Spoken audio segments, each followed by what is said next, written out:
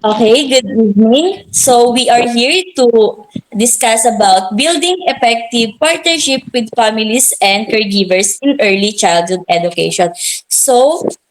Uh,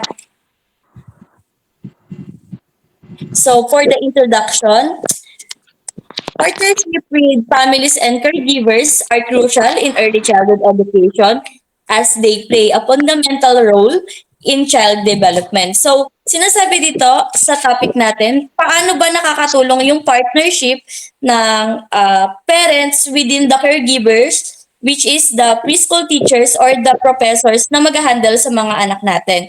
Ngayon, pag-aaralan natin dito kung paano at ano-anong mga areas ang kailangan involve yung parents. Hindi lang basta in-enroll lang nila yung mga anak nila, doon na natatapos yung, at nagbayad sila ng tuition, doon na natatapos yung role nila.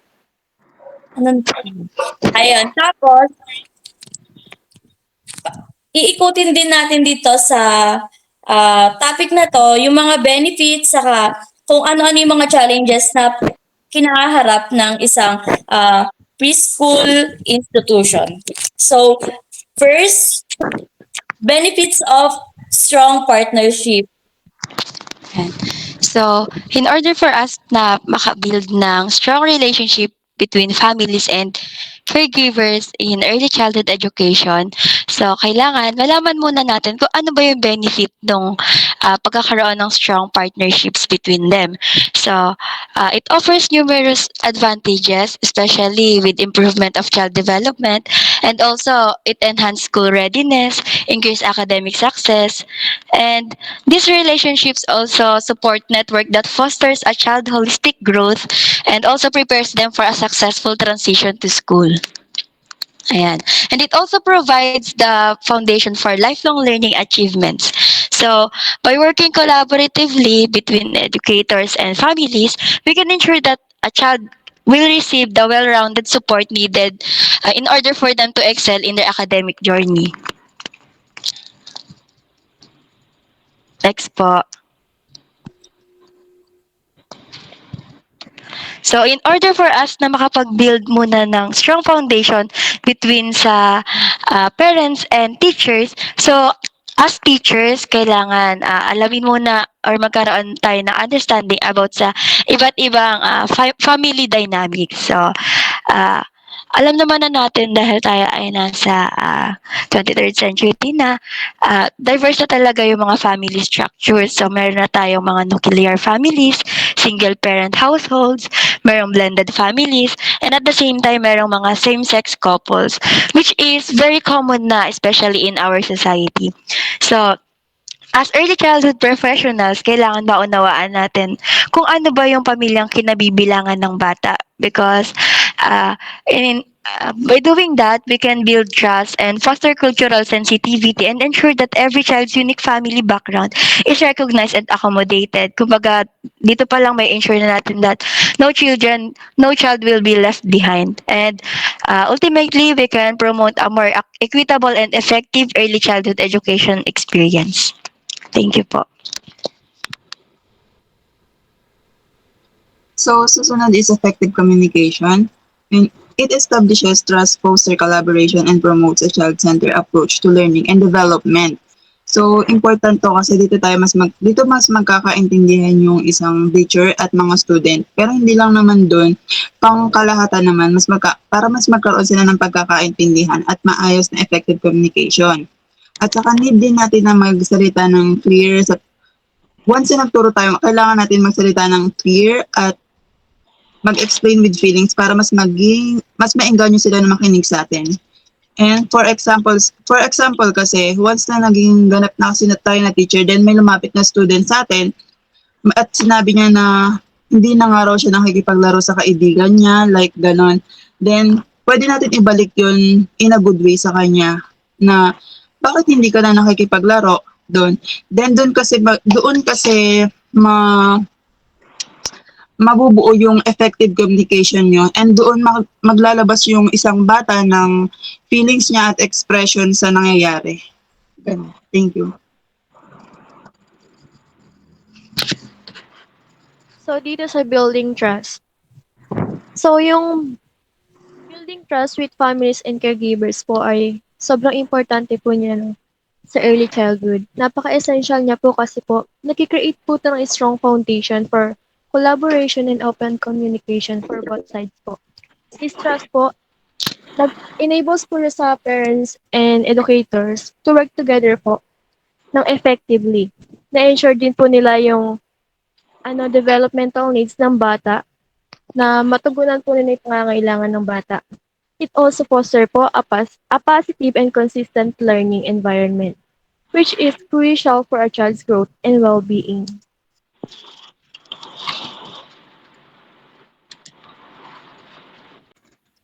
Cultural competence. So, ayun nga po, sinasabi po dito kung paano po tayo magiging aware sa isang classroom.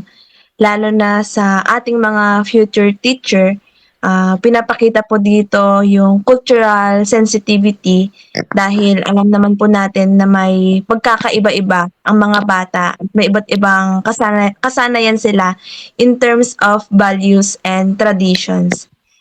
Isa na din dito ang kanilang kultura o relihiyon ng mga bata. Dapat aware po tayo at responsible sa mga magiging student natin. At higit na kailangan dito ay magkaroon din tayo ng respect o yung respeto sa mga paniniwala ng mga bata. Kasama na din yung kanilang mga magulang. Ito naman po yung mga example ng cultural competence.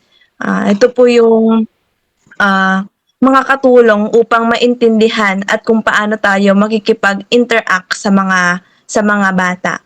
Una po dito yung learning about language spoken in their communities. O mas kilala po natin na mother tongue, dapat alam po natin kung ano yung nakasanayan nilang language. Pangalawa naman po dito yung child rearing practices. Ito naman yung kasanayan sa pagpapalaki sa mga bata. Dapat alam din natin kung ano yung mga nakasanayan nila nung sila ay pinapalaki. Kaya dapat may ano tayo sa kanilang mga magulang. At yung pangatlo naman dito yung religious tradition. Dapat alam din natin kung ano yung paniniwala nila, yung religion nila kasi doon malalaman natin o magiging aware tayo kung ano ba yung mga bawal sa kanila o kung ano yung pinaniniwalaan nila. Ayun lang po.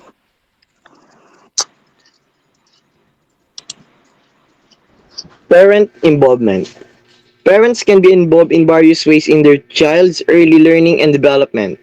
So, yung parent involvement, gaya nga nung sinabi nung nauna na nagsalita is, hindi porket na-enroll na natin yung anak natin sa school is doon na nagtatapos yun, na nandun na sila sa loob ng school.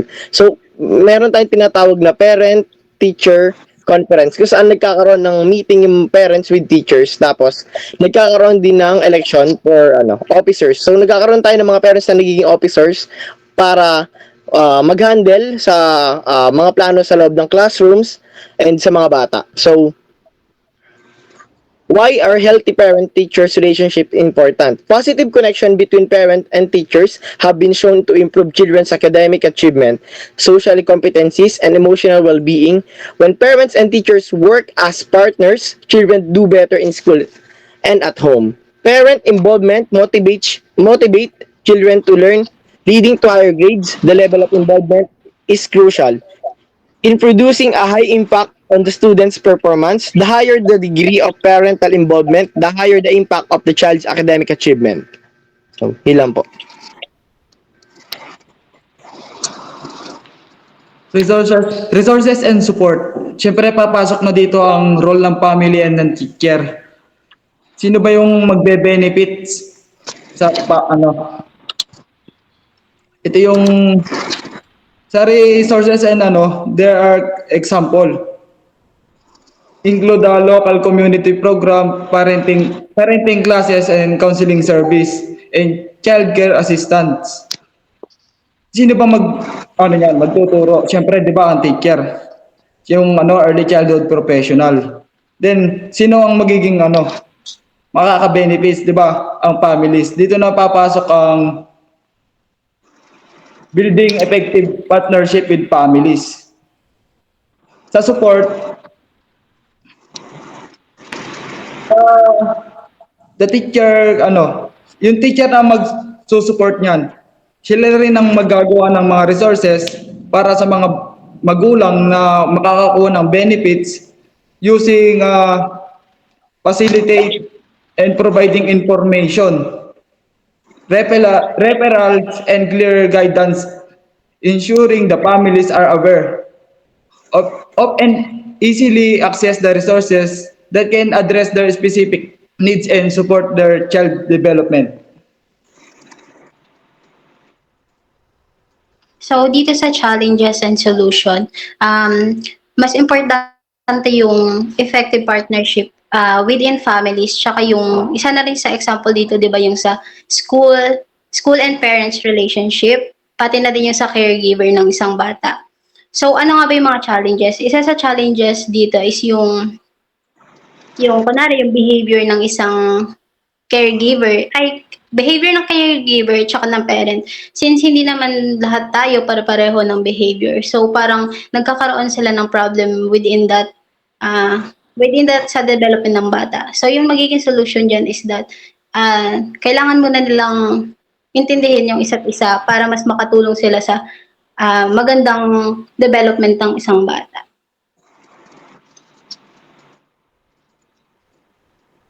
So next, successful case study. Research or case studies.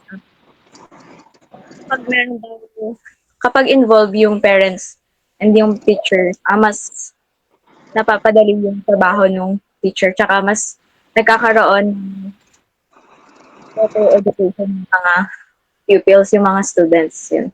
For example, kunwari, sinabi ng teacher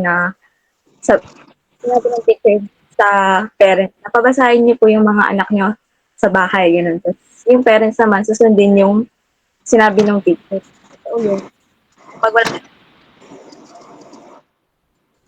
yung anak niya, yun, tapos ayun.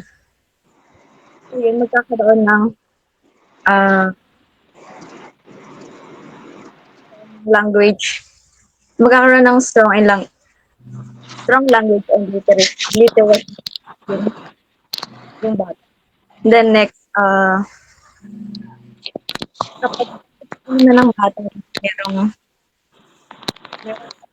parents and teachers, mas paniwala yung teacher ganyan na walang alitan sa dalawang yun. So yun. Then next, professional development. So, when you say naman professional, ibig sabihin, may experience na, may alam na, may nagawa na. I-ensure naman nila na makapag-provide sila ng best education para sa mga students, for young children. And, nagkakaroon din ng effective communication. So yun, alam naman natin, kapag effective communication, nagkakaroon ng interaction between their people. Ibig sabihin, merong different perspective or different beliefs, you know. And then, this professional development, mas naka-foster yung children's holistic development. Kasama dyan emotional, social, mental, intellectual, social. Next na po.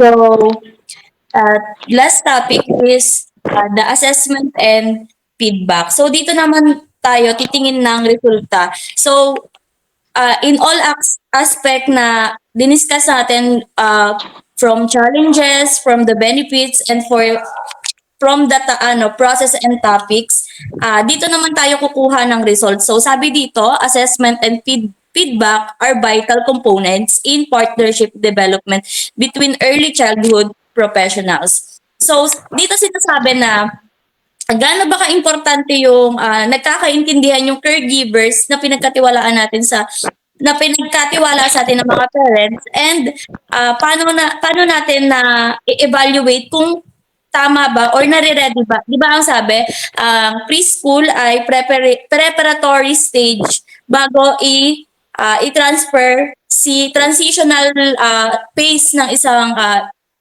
toddler or ng isang student bago siya mag-kindergarten. So, hindi tayo dito nagbibigay ng grades, di ba? Nag-a-assess tayo and nagko-collect tayo ng feedback sa mga parents, which is the importance of partnership and open communication. So, dito natin nalalaman kung effective ba or kung may dapat bang enhance, baguhin, or kung meron bang development yung isang bata, or dito din nakikita kung may problema or in early stage, dito nalalaman natin kung meron sa assessment natin kung kaya bang sumabay ng isang estudyante sa regular class, or they have a special case or special needs. So, the quality and continually improves the quality of early education, ultimately benefiting the child's development. So, hindi kalaban si parents and teacher with regards to the development of the child, kasi ang ginagawa natin dito is nagtutulungan tayo as both parents of the child. So, with this, we therefore conclude that So in this presentation, no, we emphasizes both the vital role of building effective partnership within the families and caregivers in early childhood education.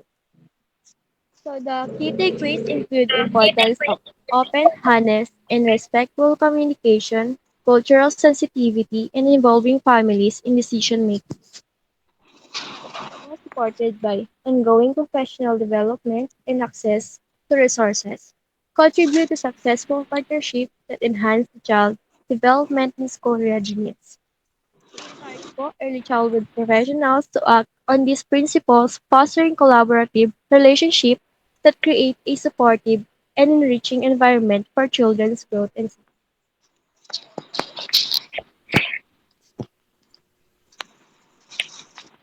so ayun, thank you everyone. And tunay nga 'di ba na ang pagpa-partnership ng isang pamilya at ng parents and the school is very effective kapag na execute ng maayos. So dito natin tatapusin ang ating usapan sa about building effective communication and or relationship between parents and the institution.